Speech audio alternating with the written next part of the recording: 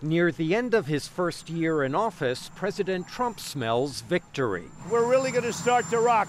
We need this as our final push. The bet Republicans are making that 8 consecutive years of U.S. economic growth can be extended and accelerated with a major dose of stimulus in the form of tax cuts. Passing this massive tax cut and tax reform bill, which will help awaken the sleeping giant of the American economy. Democrats paint a less rosy picture.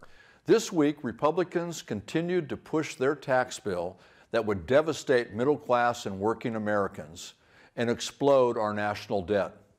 That means our kids and grandkids will be left to pay the bill. History provides a muddled picture of the impact of tax cuts. The U.S. economy expanded briskly after tax cuts in the 1980s, but had even higher growth rates after a tax hike in the 1990s. Tax cuts in 2001 and 2003 were followed by several years of moderately robust growth, then a major recession.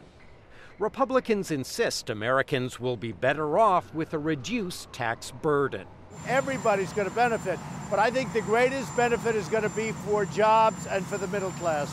Our economy is doing fantastically well, but it has another big step to go, and it can't take that step unless we do the tax bill. Democrats contend the bill's benefits are heavily skewed to the wealthy and that America's poor and elderly will pay a heavy price under the Republican agenda. Now they've blown a big hole in the debt, and if you look at their budget, it's right there.